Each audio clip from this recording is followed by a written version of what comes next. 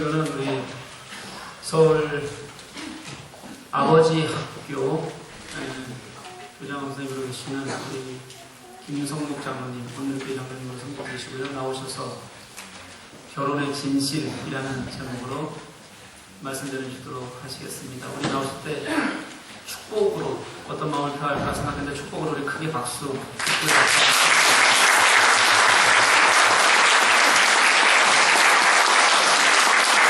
네네.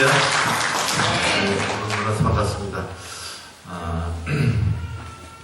여러분, 지금 대한민국이 굉장히 어려움에 처했기 때문에 분위기가 착하라는 것 같아요. 그러나, 오늘 모처럼 또 이렇게 아버지 집에 왔으니까 이렇게 기쁨으로, 또 감사로, 또 생명으로 충만한 시간이 됐으면 좋겠습니다. 저는 아침마다 늘 기도하는 제목이 있습니다. 오늘 저를 만나는 사람이 저를 통해서 기쁨을 맛보게 해주십시오. 또 저를 만나는 사람이 행복해지게 해주십시오. 네, 그런 기도를 늘 하거든요. 오늘도 여러분 저를 만나서 행복하길 바랍니다. 여러분을 만나는 사람들이 여러분을 통해서 행복해지면 얼마나 좋겠어요. 옆에 분한테 한번 그래 당신을 만나서 정말 행복합니다 해보시겠습니까? 또 만나냐고 하지 마시고요. 저희 인간을 또 만나자는 좀 곤란하거든요. 사실은 하나님이 아브라함한테 주신 복의 근원이 되라, 복이 되라는 이야기는 그거 아니겠어요, 그죠? 우리 크리스천들은 누굴 만나든지 복이 되는 거죠. 우리가 복받은 자로서 그 복을 나눠주는 그 복의 통로가 되는 것. 그런데 사실은 내가 행복해야 상대방도 행복해질 수 있는 거거든요. 또 거꾸로 얘기하면 상대방을 행복하게 만들어주면 또 그 상대방이 어떻게 나를 행복하게 만들어준다는 거예요. 오늘 그 성경 말씀을 읽은 것 중에 마태복음 7장 12절이 바로 그런 얘기입니다. 그걸 황금률이라고 하죠. 무엇이든지 대접받고 싶은데 대접하라. 그러니까 행복해지기 원하면 행복하고 상대방을 행복하게 해주라는 거예요. 그 원어문은 이렇게 되어 있습니다. 성경 우리는 대접받고 싶은데 대접하라고 이렇게 해석되어 있지만 오늘 보면 대접하라, 그리고 대접을 받을 것이다. 그런 의미랍니다. 근데 놀라운 사실은 예수님이 이것이 율법이요 선지자라고 말씀하셨거든요. 사실 성경 구약은 율법이라고 하죠. 근데 율법의 핵심이라는 게 그게요. 그리고 많은 선지자들, 우리가 선지서를 공부하지 않습니까? 근데 놀라운 사실은 예수님이 하신 말씀이 선지자라는 거예요. 그것이요. 그게 무슨 얘기냐면 율법의 핵심이라는 거예요. 또 많은 선지자들이 얘기했지만 결국 선지자들이 한 말씀의 핵심이 바로 이거다. 여기에 있다는 거예요. 근데 예수님이 율법의 선지자로 말씀하신 부분이 성경에 한 번 더 있습니다. 두 번 있거든요. 그게 어디냐면 마태복음 7장 22절입니다. 하나님을 사랑하고 이웃사람 내 몸같이 하라. 이것이 율법이요 선지자의 강령이라고 말씀하셨어요. 결국은요 이 두 개의 구절이 사실은 이게 핵심입니다. 예수님께서 말씀하신 것 중에서. 그러니까 예수님 믿는 사람들이 어떻게 살아야 할까를 우리에게 이야기하신 아주 핵심 구절입니다. 우리가 인생을 어떻게 살아야 할 것인가? 우리가 신앙을 어떻게 할 것인가? 이것이 바로 그 두 개의 그 성경 구절에 있다는 것이죠. 무슨 얘기냐면 관계에 관한 이야기입니다. 인생에서 가장 중요한 것은 관계라는 것이죠. 신앙에 있어서 가장 중요한 것도 관계라는 거예요. 하나님과의 관계, 이웃과의 관계. 이것이 우리의 영성이라는 것입니다. 우리는 영성하는데 과연 영성이 정체가 뭐예요? 많은 이야기들을 할 수 있지만 영성의 핵심도 바로 관계입니다. 여러분 성공도 결국 관계에서 오는 거예요. 행복도 관계에서 오는 거예요. 요즘 행복하기라는 것이 있지만 그 행복하게 돼가는 행복은 관계에서 온다. 여기는 황금이라고 하는데 제가 그것을 인생의 황금률이다 그렇게 이름을 바꿨어요. 근데 또 얼마나 재밌는 말씀이 하나 또 에베소 5장 33절에서 바울 사도를 통해서 또 우리에게 들려주셨는데 하나님께서 남편은 아내를 사랑하고 아내는 남편을 존경하라고 했어요. 대접받고 대접하라고 예수님 말씀하셨는데 놀라운 사실은 부부관계에는 사랑과 존경을 얘기했다는 거예요. 이게 사실은 부부관계의 핵심이라는 거예요. 그러니까 부부관계가 되면, 부부관계를 애착관계라고 하거든요. 부부관계가 되면 남자들은 아내로부터 존경을 받고 싶어 한다는 거예요. 또 아내들은 남편으로부터 사랑을 받고 싶어 한다는 거예요. 그걸 잊지 마. 그걸 꼭 기억하는 거예요. 그 관계 법칙을 적용하는 거예요. 바울 사도가 그 말을 하는 거예요. 오늘 짧은 시간이지만 여러분한테 그 비밀을 함께 나눠보도록 하겠습니다. 결혼에 진실하니까 뭐가 떠올라요? 드라마요. 역시 그죠? 사랑의 진실. 사실 결혼에 진실하면 결혼에 관련된 이야기 중에서 아주 우리가 늘 이렇게 얘기하는 게 뭐냐면 결혼하면 결혼해서 두 사람 행복하게 오래 살았다. 그 얘기 참 많이 나오죠. 그죠? 제가 요즘에 깨달은 건 뭐냐면 결혼에 관련된 진실, 결혼의 진실 중에서 새빨간 거짓말이 2개가 있다는 사실을 알고 있어요. 그 첫 번째 거짓말이 바로 저거예요. 결혼해서 두 사람 행복하게 오래 살았다. 저게 새빨간 거짓말이에요. 제가 이제 결혼해가지고 40년째 되는데요. 드디어 깨달았어요. 아, 결혼해서 행복하게 오래 살았다니 이게 새빨간 거짓말이었구나. 저희들은 대학에서 만난 캠퍼스 커플이거든요. 네, 얼마나 여전하게 사랑했겠어요. 제가 사실 대학 교수가 되는 게 꿈이었는데 한 여인을 위해서 포기했어요. 그리고 결혼을 택했어요. 우리 교수님이 굉장히 아쉬워했어요. 저를 아끼는군요. 결혼이 그렇게 중요하냐? 그래서 중요합니다. 그리고 제 아내를 택했어요. 행복할 줄 알았어요. 연륜이 연애했으니까. 우리는 절대로 행복할 줄 알았어요. 근데 결혼한 지 5년도 안 돼서 제가 제 아내한테 이렇게 얘기했답니다. 너를 만나서 내 인생에 잘 된 게 없다. 저는 기억이 없습니다. 제 아내는 정확하게 기억하고 들어오고요. 근데 결혼해서 행복해지는 것이 아니라 사실은 결혼하면 뭐가 찾아와요? 갈등이 찾아온다는 거예요. 많은 사람들 착각이 뭐냐면 결혼하면 행복할 줄 알아요. 그래서 왜 결혼한다면 행복해지기 위해서 결혼한다는 거예요. No, 아닙니다. 결혼하면 갈등이 찾아오게 있어요. 그래서 이 부부에는 3가지 유형이 있답니다. 학자들은. 첫 번째는 뭐냐면 갈등을 억누르는 부부. 갈등이 있지만 갈등을 억누르는 사람. 여러분 부모님들이 그렇게 사시죠. 우리 부모님들이 그렇게 사시죠. 갈등을 억누르는 사람. 뭔 말이 많아? 고개 겨우 사는 소리씩 흔들었어요. 그죠? 아무도 찍소리 못했어요. 그런 시대가 있었죠. 네, 여러분 부모님들 세대 말이죠. 갈등을 억누르는 사람 부부가 있었어요. 또 갈등을 회피하는 사람 부부요. 당신은 당신대로, 나는 나대로. 갈등이 없는 것처럼 교회 나오면 정말 행복한 부부처럼 살아요. 집에 가면 또 심각해져요. 그죠? 저희 부부가 그랬습니까? 여러분 대충 보면 제가 알아요.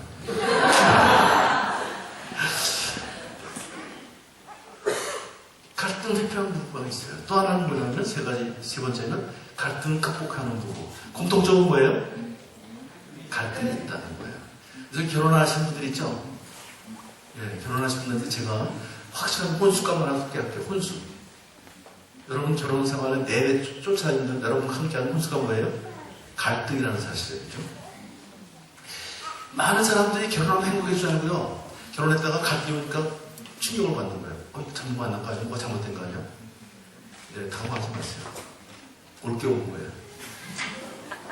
마땅히 와야 할 게 온 거예요. 그런데 하나님이 결혼제도를 만드셨을까? 사실은 갈등을 통해서 갈등을 극복하면서 인간이 성장하고 성숙하는 거예요. 갈등이 없이 어떻게 인간이 성숙하겠어요? 관계가 어떻게 성숙하겠습니까? 그래서 성장하고 성숙하는 거예요. 갈등이 가장 치열하게 적나라하게 드러나는 곳이 어디예요? 가정입니다. 교회도 아니에요. 교회는 점잖은 척하고요. 다 넥타이하고 웃으면서 다 지낼 수 있어요. 집에 가면 어떻게 해요? 다 넥타이 푸는 순간, 옷을 벗는 순간 진면목이 다 드러나는 거예요. 가장 폭군이 될 수 있는 곳이에요. 교회에 오면 가장 선량한 사람이요. 집에 가서는 폭군이 될 수가 있는 거예요. 세상에 나오면 다 존경받는 사람들이 집에 가면요. 아주 개만도 못한 사람이 있어요. 가정이라는 것이 그런 거예요. 가정에서 정말 가정에서의 모습이 내 모습이라는 거예요. 그러니까 아까 기도하면서 생명의 소중함 다 그런 거 어디서 경험하는 거예요? 다 가정이에요. 진실한 사랑이 무엇인지, 생명의 소중함이 무엇인지 이런 것들 다 사실은 가정에서 경험, 그 하나님은 천지창조의 가장 클라막스의 가정이라는 공동체를 만드셨어요. 에덴에서, 왜 하필이면 에덴에서 가정을 만드셨을까? 에덴은 하나님은 천국 가는 문이었거든요. 거기 정원이었거든요. 거기에 가정이 있었던 거예요. 가정을 통해서. 그래서 가정을 우리가 작은 천국이라고 하는 이유도 여기 있습니다. 근데 가정이 지금 어때요? 지옥을 경험하는 거예요. 이것이 하나님의 아픔이죠. 그러니까 가정은, 부부는 이렇게 세 가지 위험이 있다. 갈등이 온다. 갈등은 극복하면 성숙하는 거다. 그래서 많은 사람들이 제가 한때는 우리 한국의 여성들이요, 신데렐라 신드롬에 빠졌어요. 신데렐라 끝이 뭐예요? 두 사람은 행복하게 오래 살았다. 이거 나오거든요. 근데 신데렐라처럼 되길 원하는 게 신데렐라 신드롬이라거든요. 그게 무슨 얘기냐면, 여러분 여성 보시면 다 그거죠. 회장 아들과 평범한 여직원의 그 데이트, 만남. 얼마나 힘들어요, 그죠? 근데 결국 결론은 어떻게 돼요, 항상? 그 어려움을 극복하고 두 사람이 결혼을 해요. 뭐, 프라하야금도 마찬가지로 다 마찬가지로 그런 느낌이에요. 똑같은 얘기예요. 그런 거를 가르쳐서 신데렐라 신드롬이라고 해요. 근데 과연 신데렐라가 왕자를 만나서 행복했을까요? 결혼해가지고? 여러분 모르시죠? 저하고 제 남편 한번 분석을 해봤어요. 두 사람이 어떻게 했을까? 저희들이 내린 결혼은 두 사람은 이혼할 확률이 매우 높다. 왜 그랬을까요? 네, 신데렐라는요.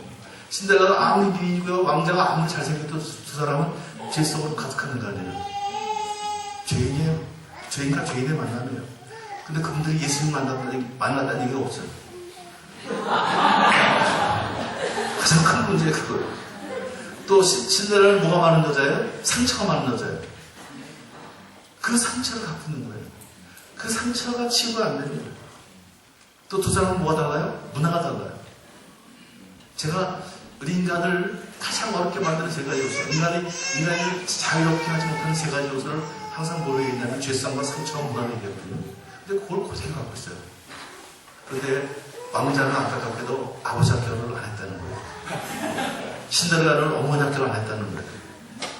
이런 부부 세미나를 들어본 적이 없어요. 그래서 결국은 이혼하는 거예요. 그 얘기가 누구 얘기예요? 찰스 원태자와 다이애나의 얘기입니다, 사실. 결혼은 이런 거예요. 여러분, 우리 부모님들이 왜 그렇게 좋아했는데도, 이렇게 여전히 사랑했는데도 왜 이혼할까? 왜 갈등할까? 사실은 결혼이 무엇인지를 배워본 적이 없어요. 그냥 어머니가 아버지가 산 대로 그냥 사는 거예요. 그냥 문화의 흐름에 따라서 산 거예요. 그것이 가장 큰 원인이 됐어요. 또 하나, 결혼에 관련된 진실 중에서 또 하나의 거짓말이 있어요. 성적 차이 때문에 못 살겠다. 여러분 그런 얘기 많이 들어보셨죠? 성적 차이 때문에 못 살겠다. 왜 못 살아요? 나 성적 차이가 뭐 똑탈이 누구 파견 그러면 뒤에 따라 나오는 한 줄이 있어요. 돌이킬 수 없는 성적 차이. 뭐 어김없이 나옵니다. 거의 한국 부부들 이혼 그 원인 중에 70%가 성적 차이라고 합니다. 성적 차이. 자, 그런데 제가 여러분한테 한번 여쭤볼게요. 자, 연애 결혼 하시는 손 들어보세요. 연애 결혼 하시는 분들. 연애 결혼 하시는 분들. 자, 연애 결혼 하실 때 여러분 남편 아내 성격 어땠어요? 연애할 때? 좋았죠? 마음에 들었죠? 그래서 드라마에서 말이죠. 결혼 예배기 할 때, 결혼 예배기 하는 것이거든요. 서울서. 제가 강의하면 꼭 물어봐요. 젊은 사람들한테. 왜 이 사람을 배우자로 선택했냐? 왜 이 남자를 배우자로 선택했냐? 그럼 남자들 뭐라고 하세요? 이 여자가 성격이 좋았어요. 이 여자가 예뻤어요. 또 여자들은 뭐라고 하냐면 이 남자가 성격이 마음에 든대요. 그리고 이 남자가 능력 있는 남자예요. 그러니까 성격이 좋아서 다들 결혼해놓고서는 또 헤어질 때 뭐라고 하냐면 성격이 안 맞는데 이 사람은. 아니 결혼해서 성격이 갑자기 달라졌나요? 여러분 연애할 때 성격 차이가 만약에 드러났다면 성격 차이 때문에 연애를 못했다면 여러분 결혼을 못하셨어요. 연애할 때 성격 차이가 없었잖아요. 근데 결혼하자마자 갑자기 성격이 바뀌었나요? 그 인간이 그 인간이에요. 여러분. 아니에요. 자, 아버지 학교 가신 분들 좀 가끔 좋아지죠? 좋아지는 사람 많아요. 이혼했다가 회복된 사람도 있고요. 뭐 10년 만에 결과했다가 저는 이 아버지한테 수료하신 분이 한 28명 명 되거든요. 전 세계 58개국에서 현지인들한테 다루고요. 많은 이야기를 듣는데 제가 늘 가서 하는 얘기 있어요. 물어봐요. 행복해졌대요. 아내들이. 그래서 남편이 성격이 변했나요? 아니요. 그 성격이 어떻게 변해요? 일주일 만에 성격이 변해요? 그러면 도깨비광명이에요? 어떻게 불도 부셔야 되죠? 아니에요. 성격이 안 달라져요. 그 성격이 그 성격이에요. 그런데 행복했다는 거예요. 제가 얼마 전에 저는 이제 목회자 아버지라는 것인데 목회자들에서 이제 뭐 월요일날 저희들이 토요일날부터 아버지한테 하는데 토요일날 너무 힘드니까 이제 목사님은 월요일날 와서 이제 하시는데 사모님들이 나와서 행복해졌다는 거예요. 산 사모님한테 제가 여쭤봤어요. 목사님은 어떻게 하셨길래 행복해지셨습니까? 그랬더니 그 전에 자기가 뭘 부탁하면 군실험도 정되고 잘 반응을 안 했는데 아버지 앞에 가는 사이에 뭘 자기가 부탁하면 발떡 일어난다는 거예요. 그래서 바로바로 반응을 해준다는 거예요. 그래서 제가 행복해졌다는 거예요. 그 성격은 변했어요? 안 변했대요. 많은 부부들이 여러분 상담하면서 회복되죠. 그죠? 상담하면서 회복되죠. 근데 상담하면서 성격이 바뀌나요? 너무 아니에요. 성격이 바뀝니다. 성격 때문에 못 산다는 소리 절대 하지 마세요. 제가 이걸 이제 깨달았어요. 아, 성격 차이 때문에 못 산다는 거, 이게 사탄의 속삭임인 거예요. 인간은 언제 이후에 선악을 알게 한 다음에 얼굴을 놓은 다음에 끊임없이 변명을 합니다. 남을 탓을합니다. 비방합니다. 성격이 안 맞서 못 사는 저 인간의 문제예요. 저 인간 성격이 들었다는 거군요. 아니에요. 그렇지 않아요. 뭐가 문제냐면 대접받고 그런 대로 대접하지 않았기 때문에 그런 거예요. 사랑하고 존경하지 않았기 때문에 그런 거예요. 예수님 말씀하신 이걸 지키지 않았기 때문에 그런 거예요. 바울 사도가 한 걸 지키지 않았기 때문에 그런 거예요. 연애할 때는 그걸 다 해줬거든요. 대접받고 싶으면 대접했거든요. 근데 결혼하고는 그걸 안 하는 거예요. 그게 문제였다는 거예요. 근데 사실 아버지 앞에 와서 어머니 앞에 와서 이걸 다시 이걸 회복하는 거예요. 이 사이클을 회복하는 거예요. 그래서 여러분 관계가 좋아지고 감정이 좋아지고 관계가 좋아지는 거예요. 문제는 뭐냐면 관계에 있다는 거예요. 관계. 자, 그런데 관계는 두 가지로 이루어집니다. 두 가지 요소가 있어야 돼요. 여러분처럼 관계를 맺으려면 어떻게 돼요? 같이 만나야 되죠. 제가 기업체 가서 강의하면서 여러분처럼 관계를 맺으려면 어떻게 해요? 그러면 기업체 사람들은 이렇게 얘기합니다. 만나서 한잔 해야죠. 뭐 하는 거예요? 저한테? 접근하는 거예요. 그럼 제가 뭘 보여요? 그렇죠. 반응을 보이는 거예요. 그러니까 관계는 접근과 반응을 해준다는 거예요. 이거를 뭐라고 얘기냐면 관계 방정식, 인생 방정식이라고 제가 이름을 붙였어요. 관계가 인생을 결정짓기 때문에 인생 방정식이에요. 대접받고 싶은 대접하는 얘기예요. 그러니까 여러분 지금 누구랑 관계가 깨졌다는 얘기는 무슨 얘기냐면 접근을 잘못하거나 반응을 잘못하거나 둘 중에 하나예요. 아니면 접근을 아예 안 하고 있거나 아니면 상대방이 접근하고 있는데 내가 반응을 안 하거나 그럼 관계가 안 이루어지는 거예요. 이거예요. 이걸 회복시키셔야 합니다. 근데 여러분 접근과 반응을 누구한테 배우셨어요? 대학에서 배우셨나요? 독일 대학은 이걸 가르치나요? 너무 안 가르쳐요. 여러분 다 하고 계시죠? 누구한테 배우셨어요? 여러분 부모님 가르쳐합니다. 되게 아버지한테 결정적인 영향을 받습니다. 접근과 반응의 패턴이 학습이 되어지는 거예요. 그러니까 제가 누굴 닮아서 저 모양이냐? 저 쓸데없는 잘 필요 없어요. 누굴 닮든 누굴 닮아요. 다 그 우리 보고 배우는 거죠. 접근과 반응이 이런 거예요. 그 사실 제자 훈련도 마찬가지 뭐냐면 사실은 이 관계 훈련 등이 제자 훈련이라는 것이요. 어떻게 예수님처럼 접근하고 예수님처럼 반응할 것인가. 하나님에 대한 접근, 하나님에 대한 반응. 세상에 대한 접근, 세상에 대한 반응. 사실은 아버지까지 그걸 가르치는 거예요. 지금. 접근과 반응. 새롭게 하라는 거예요. 글쎄 마음 품고, 글쎄 심장을 가지고 그렇게 접근하고 그렇게 반응하자는 거죠. 그런데 접근과 반응 사이에 뭐가 있어요? 감정이 일어난다는 거예요. 감정에 있어서 반응하는 인간이에요. 여러분 기분 좋게 접근하면 기분 좋은 감정이 좋아요. 그럼 어떻게 해요? 반응을 나이스하게 하는 거예요. 그럼 관계가 이루어지는 거예요. 그런데 아주 기분 나쁘게 접근해보면 나도 감정이 상해요. 그러면 제가 기분 나쁘게 반응할 수도 있다는 거죠. 이게 참 감정이라는 것이 중요합니다. 감정이 상하면 관계가 깨지고 감정이 상해요. 사실은 인간이 감정만 있는 것이 아니라 인간 뭐가 있냐면 자유의지가 있어요. 사고력이 있어요. 이것이 동물하고 다른 거예요. 그래서 감정을 결제해요.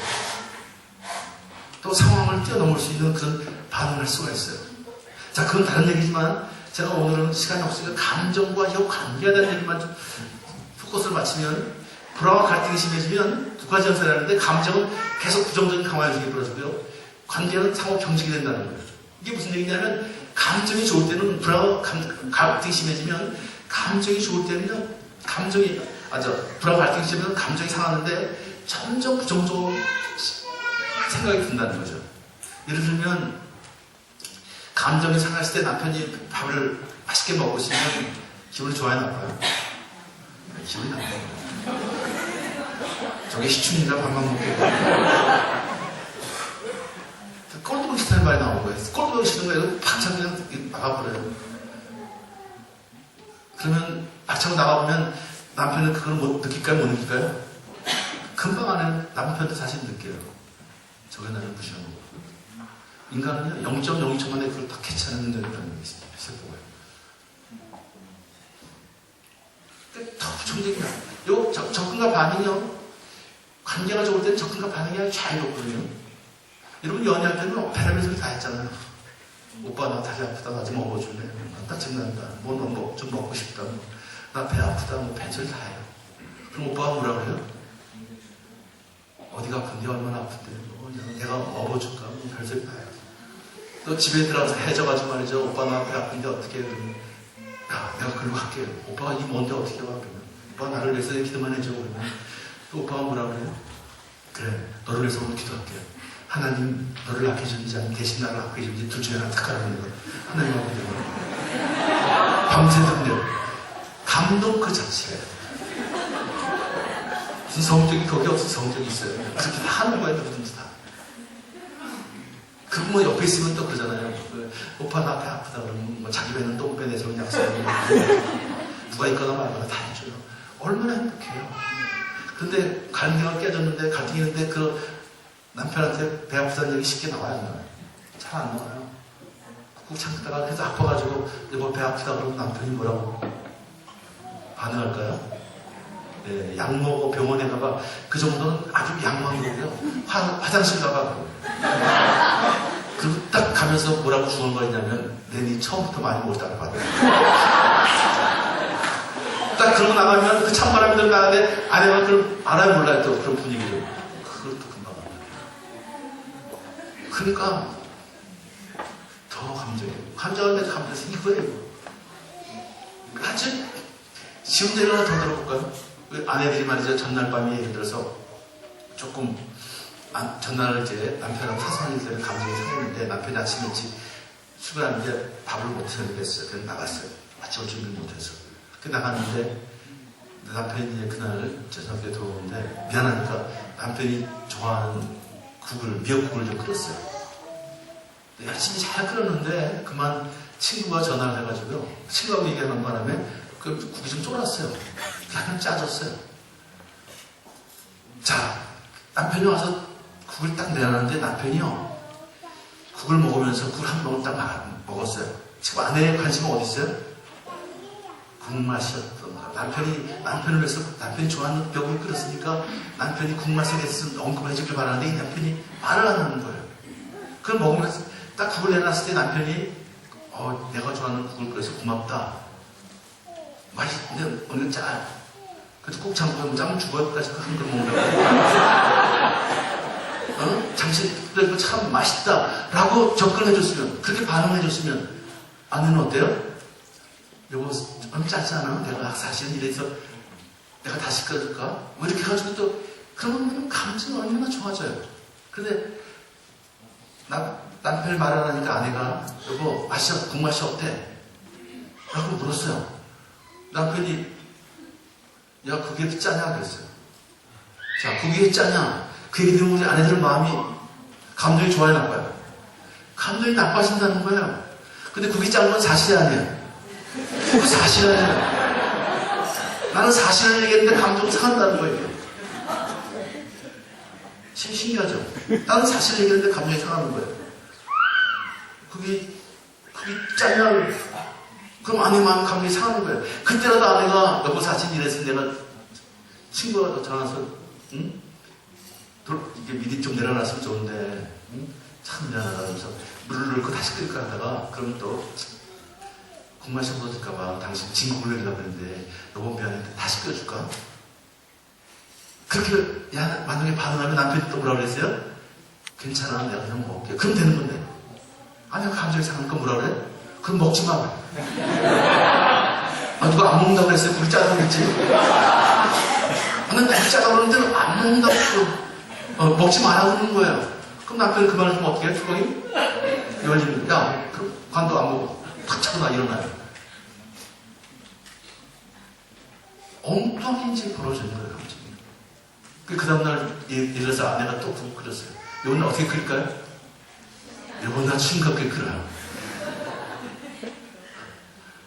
남편이 국을 먹으면서 또 맛있다고 그러면 되는데 이렇게 싱겁나요? 오늘 또 이렇게 싱겁냐 이거 국이 그러면 아내는 또 그 말 들으면 기분이 좋아 나빠요. 또 나빠지는 거예요. 그럼 이런 데서 그 남편이 좀 잘 참으면 되는데 남편들은 또 뭐라고 반응하냐면 아내가 계속 그럼 먹지 마. 그럼 응? 이러면 남편들이 또 감정이 상하는 말이죠. 뭐 나는 이런 걸 먹어본 적이 없는데 우리 어머니는 어떻게 또 어머니 얘기 나오면 아내가 완전히 죽어져 거 있잖아요. 그럼 어머니가 뭐라 그럼 아내가 뭐라 그래요? 그럼 엄마한테 가봐. 너 네 엄마하고 살아. 지금 이것 때문에 무슨 성적인 걱정이 어디 있어요? 이것 때문에 그런 거예요 지금요. 그래서 잠언 15장 1절에 뭐라고 되어 있냐면 유순한 대답이 분노를 시켜도 과격한 말이 너를 격동시키는 거. 참 놀라운 얘기입니다. 이게 다들 어렸을 때 다 마찬가지예요. 애들이 지금 왜 우리 말을 안 들을까? 아이들이 왜 분노하고 있을까? 뭐예요? 우리가 지금 접근을 반응을 그 아이들한테 잘못하고 있는 거예요.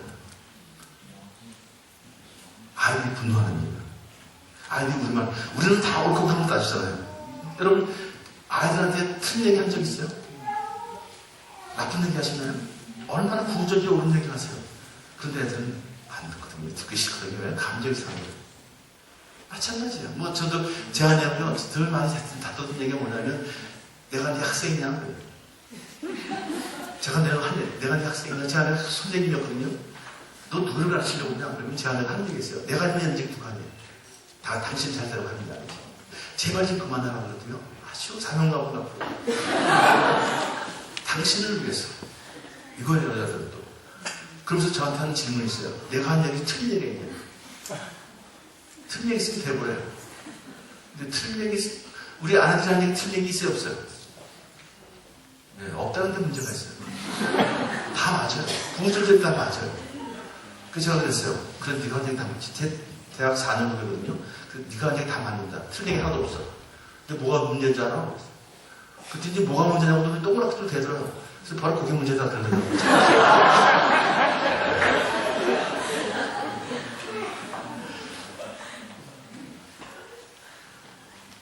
제가 뭐라 그럴게요?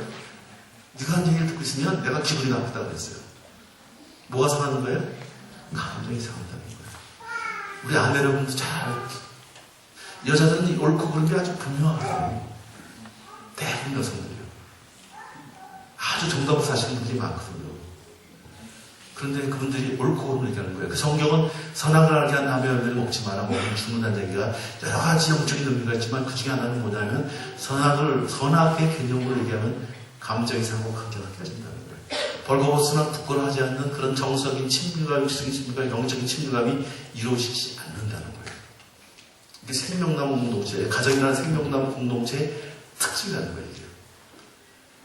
그래서 옳고 그름을 따지지 말라는 거예요. 그죠? 이 감정을 잘 읽어야 되는 거예요. 근데 문제는 뭐냐면 감정이 상하면 감격된 감정이 상한데 접근과 반응이 다 사라져야죠. 한 사람은 그런데 놀라운 사실은 처음에는 막 싸우다가 어느 순간부터 한 사람은 계속 접근하고 한 사람은 계속 피합니다. 그런데 한 사람은 추적형이라고 한 사람은 평이라고 하거든요. 한 사람이 계속 추적을 해와요. 한 사람은 계속 피하고요. 누가 추적을 할까요? 예, 대부분 아내들이 추적형입니다. 남편들은 평이 되고요. 그래서 갈등이 있을 때 남편들이 듣는 말 중에서 아내로부터 듣는 말 중에서 가장 무서운 말이 뭘까요? 두려운 말이? 예, 여보 얘기 좀 해. 그 얘기를 들으면 대부분 남편들은 가슴이 철렁하답니다. 어떤 정신과 닥터는 얘기해요. 자기는 머리가 하얘진대요. 정신 부석하다는 말이죠. 아내가 여보 얘기 좀 해드리면 머리가 하얘진대요. 자기. 그래서 남자들이 어떻게 해요? 피하는 거예요. 아, 나 피곤하다. 잘 된다. 내일 아침 약속 있어. 아내들 제일 이해 못하는 게 뭐냐면 텔레비전 신나게 보고 있다가 여보 얘기 집에 그러면 텔레비전 딱 끄고서 아우 나 자야 되는데 그 여자가 이해 못하는데 도저히 이해가 안 된대요. 그 침대가 들어서 자는 척 하는 거예요. 자고 있어요. 자는 척 하고 있어요. 그럼 아내가 재워줘요? 이 또 아내들이 재워주질 않아요. 또 이분들이 성경을 하나 묵상하면서 와요. 돈을 내어 해가 지기 전까지 또 와서 또 뭐라 그래요? 잠이 오냐 그래요. 근데 잠이 와야 안 와요? 예, 여자분들은 안 오죠. 남자들은 와요. 조금 있으면 코를 몰아요 또. 그럼 아내들이 보면 이게 인간도 아니에요. 그 상황에서 잠이 오냐는 거예요. 근데 남자들은 잠을 자면 감정이 가라앉아요. 그리고요, 남자들이 좋아하는 게 뭐예요? 이전 것은 지나갔으니 보라. 새날이 새날인 거예요, 새날. 근데 아내들은 새날이 아니에요. 새날은 무슨 새날에 감정이 아직 드러나고 있는데. 그러니까 남편들은 또 나와서 뭐라 그러냐면 아침에 나와서 야, 밥 안 주냐 그래, 밥 안 주냐. 그럼 아내들이 뭐라 그래요? 밥이 넘어가냐 그러죠. 근데 밥이 넘어가야 안 넘어가요? 또 넘어간다는 게 문제가 있어요, 남자는. 남자는 울면서만 먹어요. 전혀 문제가 안 돼요. 여자들은 먹을 수 있어요? 못 먹어요. 그러니까 부부싸움 하면 저한테 와서 하는 얘기가 뭐냐면 아내들이 하는 얘기 있어요. 이 사람은 인간이래. 근데 그분도 인간이에요. 하나님 형상으로. 이런 게 하나님이 사실 인간을 이렇게 만들게 됐지만 가만 보면요. 원시시대부터 남자들은 뭐하고 살았어요? 남자들 하는 일이 뭐였어요? 사냥. 사냥을 하는데 말을 해야 돼야 안 돼요? 사냥을 가서. 저기 사슴이 있다고 그러면 사슴 다 도망가요. 말을 하면 안 돼요, 남자들은. 쌀을 주고받아야 돼요.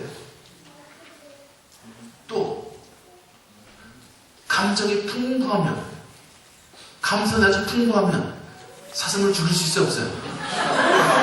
그걸 어떻게 죽여요? 그 예쁜 눈을 가지고 쳐다보는데, 그걸 어떻게 죽여요, 그러면? 감성이 풍부하면 못 죽이는 거예요, 남자들은요. 감성대로는 못 죽여요, 절대로. 그 다음, 내가 그 사슴을 안 죽이면 누가 죽어요? 우리 가족이 죽는 거예요. 내 아내가 우리 자녀들이 어려워지는 거예요. 그러니까 남자들 어떻게 되는 거예요? 죽는 거예요. 그렇게 살아왔어요, 남자들. 산업혁명을 거쳐서 다 그렇게 살아왔어요. 최근까지 그렇게 살아왔어요, 남자들. 전혀 감정과는 상관없는 일들을 해왔어요. 자동차를 만드는데 무슨 감정이 필요해요? 다 그렇게 살아왔어요. 근데 여성들은 뭐하고 살았어요? 네, 애 키우고 살았잖아요. 애 키우는데 말을 해야 돼요, 안 해야 돼요? 말을 해야 돼요. 애하고 접근과 반응이 애가 눈 맞추고 애가 옹알이 접근되면 그러냐 그러면서 말이죠. 반응해 주고 말이죠. 그래서 감정의 교류가 이걸 해줘야 되는 거예요. 그게 애가 잘하는 거예요. 그걸 안 하면 얘가 죽는 거예요. 또 감성이 풍부해야 돼요. 애가 오면 금방 알아야 돼요. 제가 왜 오는지, 배고파서 오는지, 뭘 쌌는지 금방 알아요. 남편들 그거 안 하면 몰라요. 남편들은 몰라요. 쟤 왜 오냐 가봐라 그러지만. 또 여성들은 또 주변 사람들하고 쭉 만나잖아요. 왜 만나요? 뭐 어떤 사람들은 뭐 비하하려고 수다 꾼다 그러는데 수다가 아니에요. 그게요. 정보를 교환하는 거예요. 아니 애를 잘 키워주면 어떻게 하든지 음식을 어떻게 만드는지 이런 정보를 교환하는 거예요. 사실. 그러니까 여성들은요 관계에 탁월한 거예요. 아주 대화에 잘 힘들어요. 감정을 잘 읽어줘요. 그런데 갑자기 21세기에 와가지고요. 이 감성경유의 시대에 그런데 이 남자들이 헤매는 거예요, 지금요. 이거 갑자기 잘 살았는데 갑자기 이게 무슨 얘기야, 이게. 그래서 남편들이 상당히 어려운 거예요, 사실. 근데 우리 남자들도 이제는 이걸 알아야 되는 거예요. 이걸 모르면 다 깨어지게 돼 있어요. 그래서 이걸 이해하셔야 돼요. 이 공식을 좀 이해하셔야 돼요. 접근과 반응. 요 관계와 감정의 상태, 이걸 말이죠. 그러니까 상대방의 감정이 왜 상하는가? 나는 옳은 얘기를 하는데 상대방의 감정이 상할 수 있다는 거예요. 그러니까 내가 지적을 하면, 지적이 위험하다는 얘기는 뭐냐면, 지적을 하면 하나는 붙일 수 있어요. 그래서 지적을 하면 상대방의 감정이 상하니까 관계가 깨지면 다른 것들을 안 듣는다는 거예요. 그러니까 이런 부분을 우리가 아들 자녀하는 할 때도 그렇고 부부관계에서 항상 이걸 너무 이걸 좀 우리가 생각해야 한다는 거죠. 그렇죠? 왜 사람이 저렇게 반응할까? 왜 저렇게 조금 작아나고 있을까? 감정으로 상한 거니까? 뭐 이런 것들을 우리가 상대방을 배려. 사실 그러면서 우리가 인간의 이해에 대한 폭이 커진 거죠. 사랑을 우리는 보통 얘기로 자신을 확대하는 거라거든요. 상대방을 보양하는 목적으로 나 자신을 확대하는 것. 그것이 사랑이라고 정의를 내리는데 이제 그러면서 사실 우리가 성숙해가는 거, 성장해가는 거죠. 이 감정과 관계를. 자, 그래서 이 부부 차이에 아까 그런 얘기 했죠. 남자들은 존경을 받고 싶어 하는 여자들은 사랑받고 싶어 하는 있다는데 여자들이 사랑하는 것은, 사랑이라는 것은 구체적으로 얘기하면 돌봄이라는 거예요. 사랑이 너무나 광범위한 얘기예요. 사실은 사랑이 너무, 우리 사랑한다고 얘기하면 사랑하지 않는 경우가 많아요. 사랑한다는데 여성들은 뭘 원하냐면 돌봄을 원하는 거예요. 염려와 배려와 관심이라는 거죠. 근데 여자들은 이렇게 해주라는 거예요. 남자들은 저렇게 인정, 정려, 칭찬을 해주라는 거예요. 이게 에베소 5장 30절 얘기인데 정말 연애할 때는 다 해줬거든요. 연애할 때 우리 남편들이 아내를 얼마나 잘 돌보셨어요. 춥다고 옷 벗어주고요. 오리가 자면 신이 가고요. 겉옷이 필요하면 속옷 벗어주고요. 다 하는 거예요. 조금만 거 무거운 거 들어도 다 들어가줘요. 요즘 젊은 사람들 보니까 집어갈만 핸드백 다 들어가줘요. 예수님이 따로 없어요. 예수님이요. 그렇게 접근하는 거예요. 그렇게 반응하고. 그러니까 여성들은요. 야, 우리 오빠가 나를 사랑하는구나. 오빠한테 뭐라 그래요? 오빠가 최고래요. 오빠가 사람있으면 나와봐. 또 이슬을 내는 거예요. 그럼 남자도 어떻게 생각해요? 얘도 나를 사랑하는구나. 좋아하는구나. 그래가지고 콩깍지가 딱 쉬워요. 근데 콩깍지가 아니라 현대의학이 뭘 발견했냐면 호르몬이 분비된다는 걸 발견했어요. 사랑에 빠지면. 근데 그 호르몬 중에 하나가 천연 마약성분이 있대요. 피로공격이 10배가 된다는 소리 있어요. 그 천연 마약성분이 분비되면서 이제 사람들이요. 지성보다 연결해서 맛이 가는 거예요. 다 적어보이는 거예요. 부정적인 것까지도 다 적어요. 제가 상담하는 사람 중에서 한 분은 남편하고 연애할 때 자기 남편이 자기 때렸대요. 그래서 그때 상담받고 그때 해결을 같이 그랬더니 남편이 자기를 때리고서 자기 물 들여요. 물을 뚝뚝 흘면서. 그러면서 내가 너를 얼마나 사랑하는지 알아. 당신을 사랑해서 그런 거야. 그러면서 잘못될까봐. 그렇게 얘기를 하는데 그게 사실로 믿어지더라는 거예요. 아, 오빠가 정말 나를 사랑해서 그런 거구나. 그런데 결혼까지 계속 맞고 사는 거예요. 아, 참, 이게 사실은 이런 것들이 결혼의 진실이라는 거예요.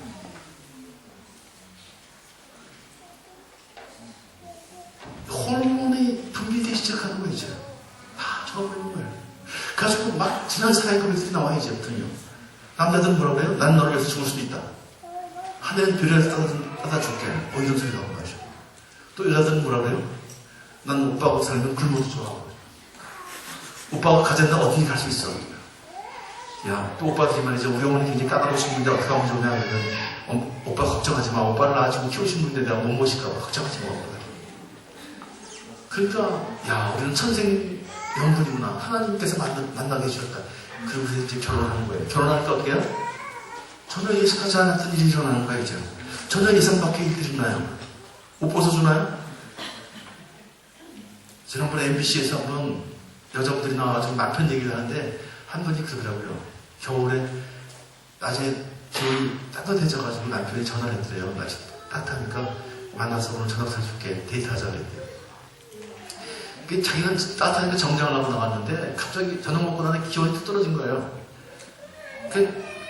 좀 걷는데 쫓아가고 너무 추우니까 남편은 아침에 나왔기 때문에 두툼한 겨울잠바를 입고 와가지고 말이죠. 남자가 가는데 쫓아가다가 남편한테 그랬대요. 여보 춥다 그랬더니요. 남편이요. 정말 추운데 그들이 자크를 여기까지 올리더니요. 야 빨리 가자.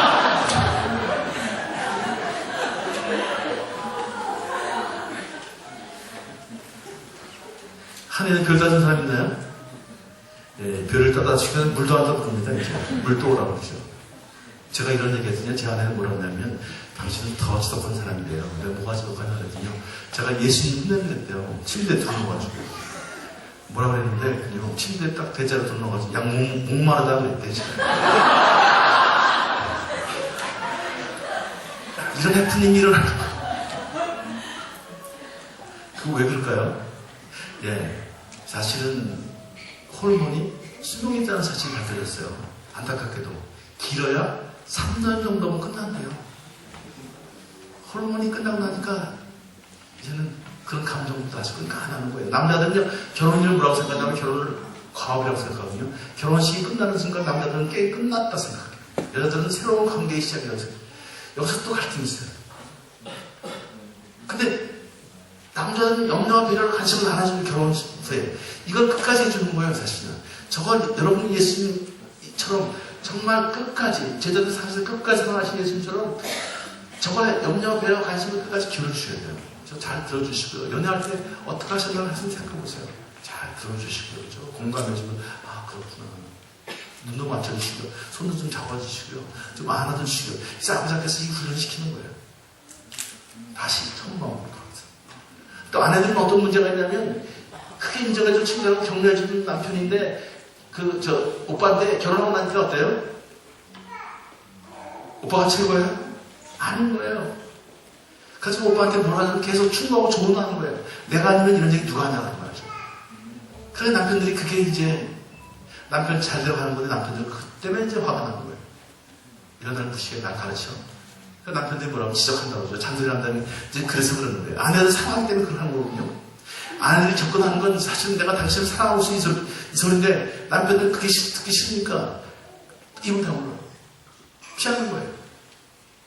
또 아내가 얘기 잘하면 더 관계가 깨질까봐 남편도 들어오니까 피해요. 나는 관계를 깨워준 거예요. 이제. 그러니까 접근하고 내가 반응 어떻게 하고 있는가 살펴보셔야 돼요.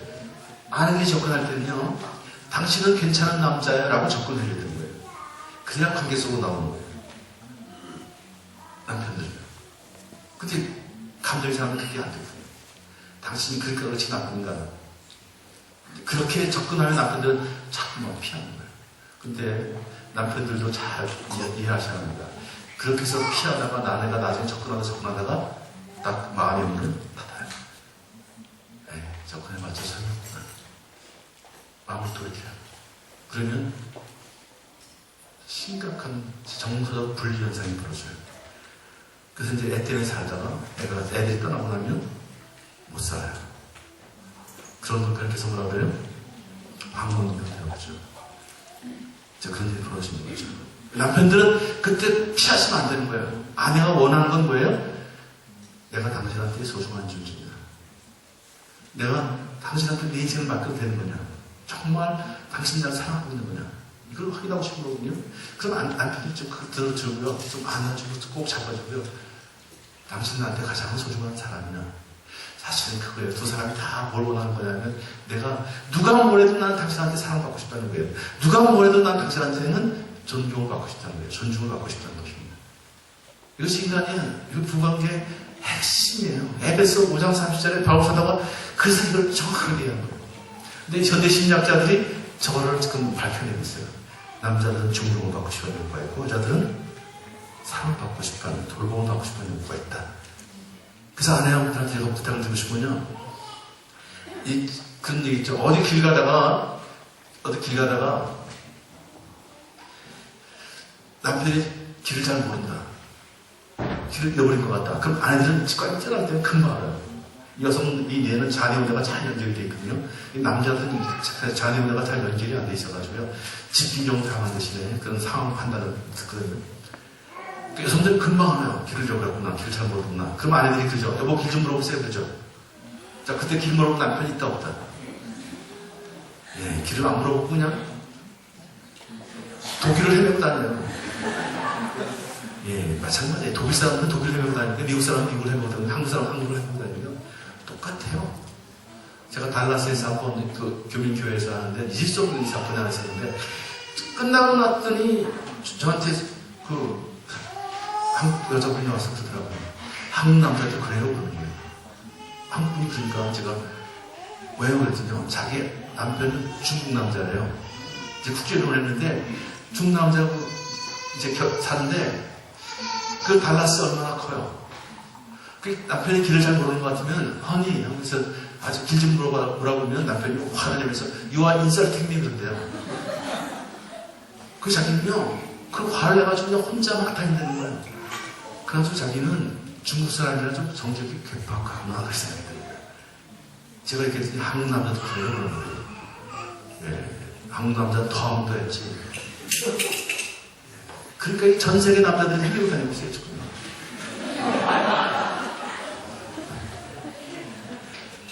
그래서 미국 그 목사님이 쓴 책을 보니까 이런 재밌는 조크를 하셨더라고요.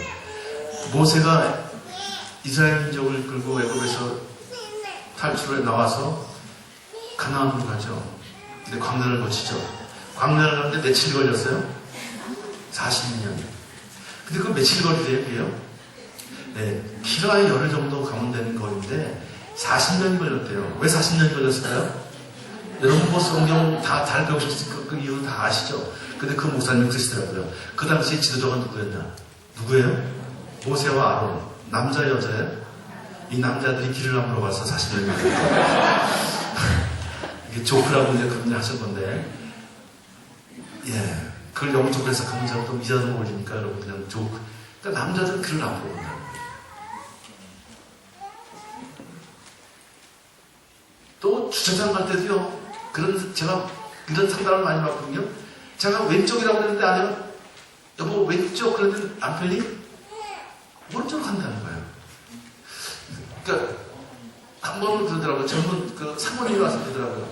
그만지 가고 있는데 여보 저 왼쪽이 그랬더니요. 이렇게 잘가면 갑자기 확 뜨더니 오른쪽으로 팍 박아놓으세요. 그래서 여보 왼쪽에 있다는데 오른쪽에 되는 거예요. 왜 나도 눈이 써? 그랬더니 훅 나가더래요. 아, 누가 문 없다고 그랬어요. 문 없다고 그랬어요. 쇼핑도 못하고, 바깥에서 갔다 왔죠. 집에 가서 한 잔도 못 잤어요, 자기. 그럼 이제 절차적으로 거예요. 장모님이 도대체 왜 이런지 그러지냐는 거예요. 그래서 사모님이요, 그랬어요. 사모님이, 여보, 저기 왼쪽에 뵀어요. 이게 무슨 얘기냐면, 여보, 사랑해라고 자신은 I take care of you, I love you 라고 적어놓은 건데, 남편은 그게 어떻게 들려요? 또, 나는 가르치는군요. 너만 눈있냐? 나도 있다. 그러니까 감정이 확 상하는 거예요. 순간적으로. 그러니까 어떻게 해요? 반응을 엉뚱하게 하는 거예요. 오른쪽으로 탁 가는 거예요. 제가 그랬어요. 사모님한테. 그래도 목사님이니까 왼쪽에서 오른쪽으로 같이 평시도 같은 나간다는 거였어요. 이 시간 올라가고 지하로 해갖고 별 사람 많아요. 제가 진해에 그 작전사람 배워서 장로님만 강의하는데 한 장로가 나와서 그러더라고요. 유막 중령인데 마침 가고 있는데 아내가 여보 저기 왼쪽이 몇 그래요. 그 순간에 시동을 딱 끄면서 야 그럼 네가 해. 그럼 나왔대요. 얼마나 남자다워 그죠? 이런 남자들을 가르쳐서는 라스트 사무라이라고 부르는데 나와서 아내를 기다리는데 아내가 안 나오고 그래요. 그래서 왜 안 나온다 가서 보니까 차가 고들이 있대요. 그래서 뭐 하나 봤더니 아내가 울고 있더래요. 그 아내가 왜 울었을까요? 여러분 여성들은 다 이해하시죠? 그 아내의 심정을. 근데 아내 여러분 나까지 그 심정을 이해할까요? 못할까요? 여러분 꿈도 꾸지 마세요. 제가 남편들한테 물어봤어요.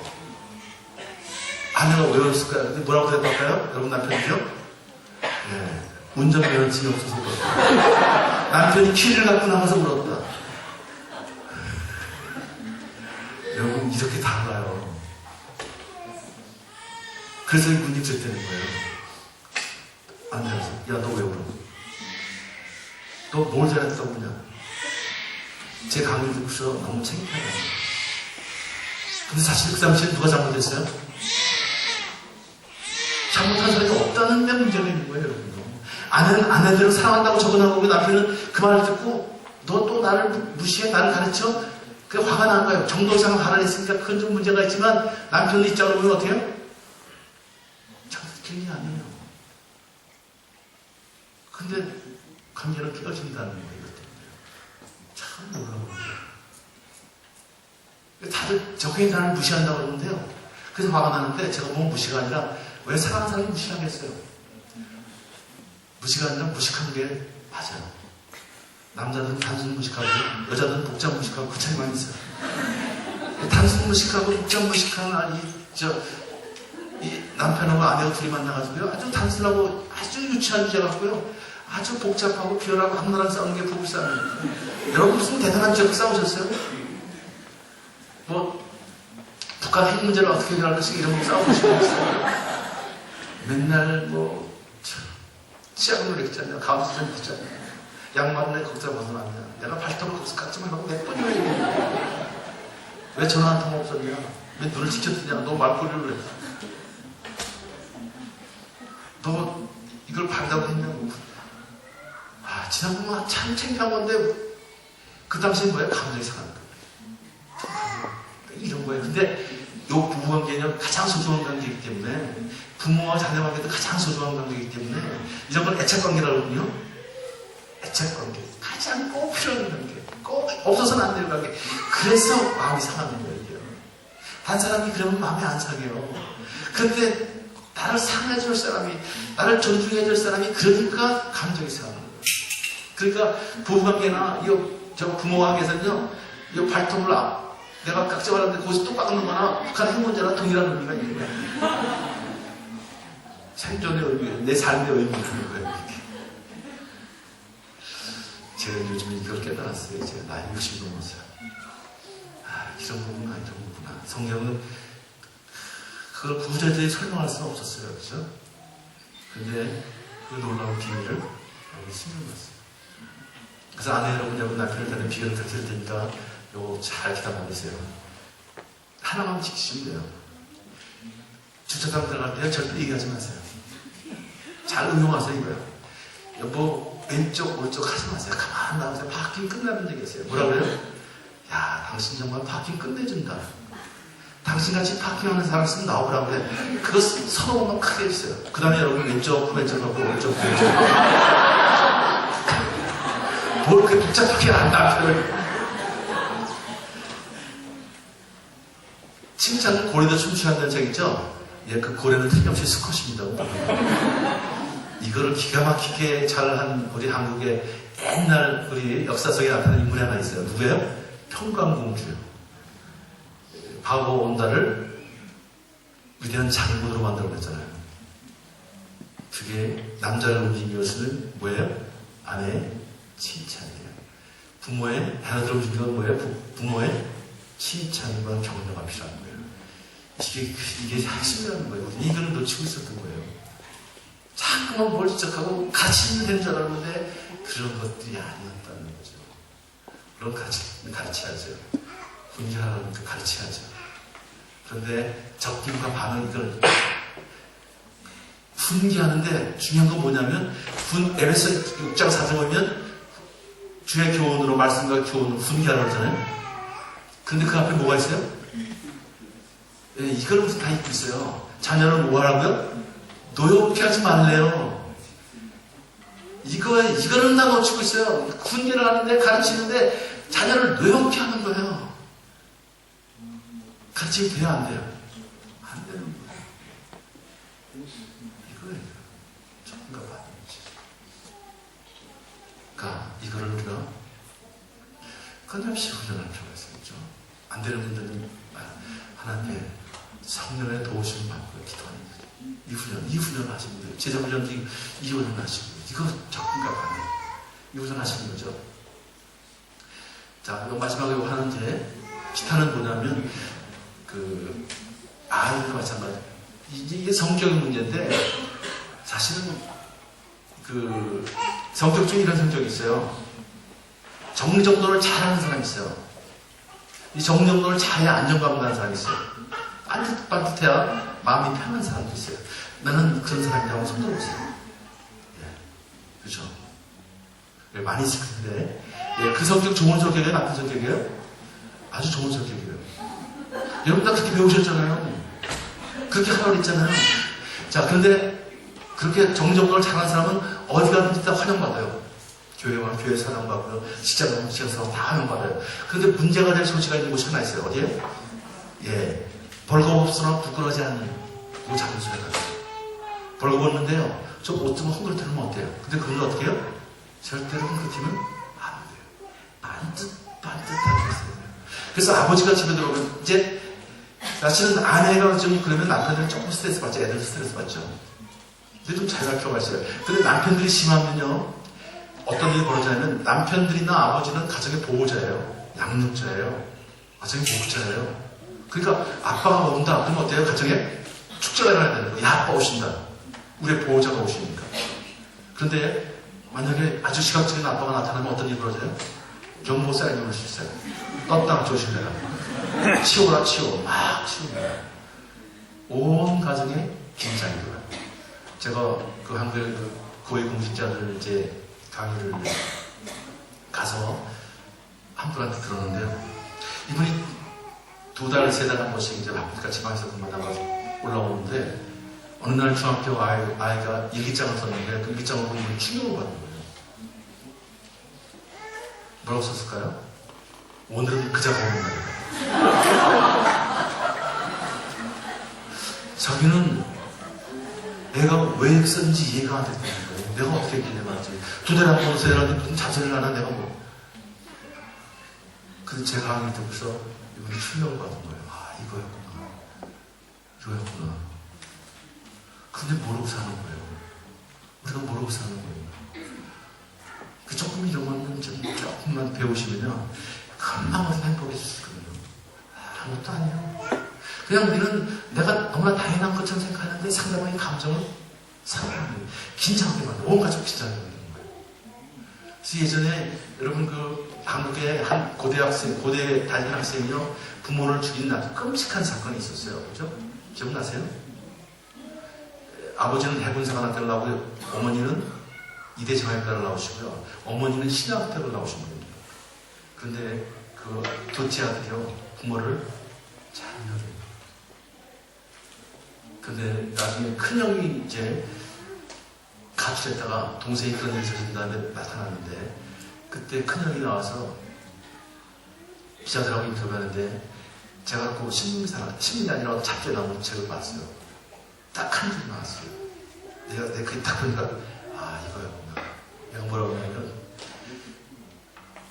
우리 아버지가 외출했다가 집에 돌아오면 현관에 슬리퍼가 틀어져 있거나 방바닥에 머리카락이 하나 떨어지는 날 그게 발견되면 집안이 뒤집히는 날이었대요. 우리 집에는 웃으면서 항상 아버지가 들어오면 어떻게 해요? 온 관계가 뭐예요? 다 긴장이 감정. 그게 결국은 아이를 저렇게 만들었구나. 아이를 저렇게 미치게 만들었구나. 참 무서운 겁니다. 그러니까 우리가 인간에 대한 이해를 조금은 좀 이해를 할 수 있어요. 그렇죠? 성격에 대한 이해도 조금 공부하고, 성격 차이가 아니지만 성격에 대한 이해를 하면 너무 잘 풍요해지는 거예요. 남녀에 대한 이야기를, 남녀의 차이를 이걸 좀 이해하면 이게 풍요로워지는 거예요. 근데 우리는 그냥 사는 거기 때문에 문제라는 거죠. 그래서 그런 것만 좀 이해하시면 되고요. 자, 됐습니까? 자, 몇십 미터 세상도 이런 그리스도입니다. 난 젊을 때 이상을 받고 싶어 하지만 실패했다. 내가 나이를 좀 더 들고 나라를 받고 싶었다 하지만 실패했다. 내가 늙고서는 우리 가정을 받고 싶었다 하지만 그것도 실패했다. 나는 이제 깨달았다. 나만 바뀌면 되는 것이고. 내가 바뀌면 가정이 바뀌고요. 뭘 바꿔요? 접근과 반응하는 태도를 바꾸면 되는 거예요. 접근하고요. 이걸 바꾸세요. 그래서 행복한 가정을 만들기 위해서 제가 늘 강조한 게 뭐냐면 혼창통의 리더십을 갖지 않거든요. 이게 리더십에서 나오는 이야기인데 스피릿을 갖자는 거죠. 내가 우리 가정을 아주 행복하게 만들겠다. 하나님 보시는 그런 가정을 만들겠다. 내가 어떤 가정에서 태어났는가 그보다 더 중요한 것은 내가 어떤 가정을 만들 것인가 그거 중요한 거거든요. 우리 아버지가 어떤 사람인지 물어볼 것도 없어요. 내가 어떤 아버지가 됐느냐 그것이 중요한 거예요. 그런 가정을 만들자는 거죠. 그런 스피릿을 갖고 살자는 거죠. 어떤 일이 있어도 내 가정은 내가 지킨다. 세상 사람이 뭐라 그래도 누가 뭐래도 내 아내는 내가 지킨다. 내 남편 내가 리스펙트 하면서 그런 가정을 만들겠다. 우리 아이를 그렇게 하겠다. 이거 혼을 갖자는 거죠. 창의적으로 접근하고 창의적으로 반응하자는 거죠.